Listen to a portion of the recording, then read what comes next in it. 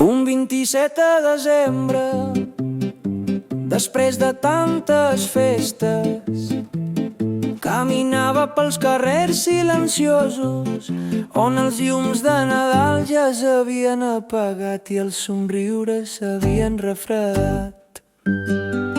Vaig trobar la carpa del Circ Amèrica gairebé amagada entre ombres i boires, i com que l'entrada era lliure hi vaig entrar.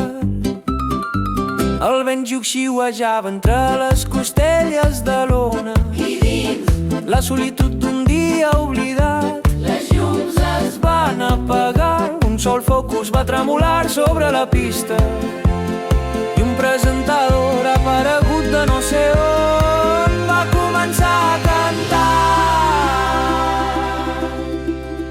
El 27 de desembre, pobre dia solitari, entre Nadal i bromes ningú li fa cas ni un calvari. Tothom riu, tots celebren, ell només sospira, una estrella apagada que l'ombra s'inspira.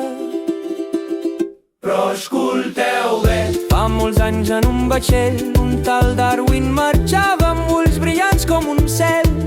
A bord del Beagle el va començar a mirar i les explicacions fantàstiques van començar a caure a terra. Els mites van caure. Oh, la raó va obrir la porta. Cada fula, cada ocell, la natura mai no és torta. Mica en mica l'evolució va començar i el nostre 27, trist i oblidat, es va despertar. Així el 27, abans trist i oblidat, ara balla amb llum i una mica de curiositat. Brindem amb telescopis i llibres antics per descobrir, preguntar i fer-nos poètics. El 27 ja no plora, ara fa el seu show. Entre Nadal i bromes, Darwin diu let's go! a bord del Beagle va començar a mirar i les explicacions fantàstiques van començar a caure a terra. Celebrem cada descoberta, cada ocell i cada flor. El dia que la ciència va començar i amb ella l'amor.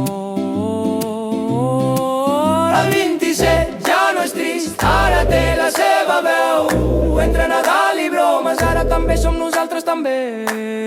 Senyor i senyores, recordin, el 27 ja no és trist. És el nostre petit homenatge a la curiositat humana.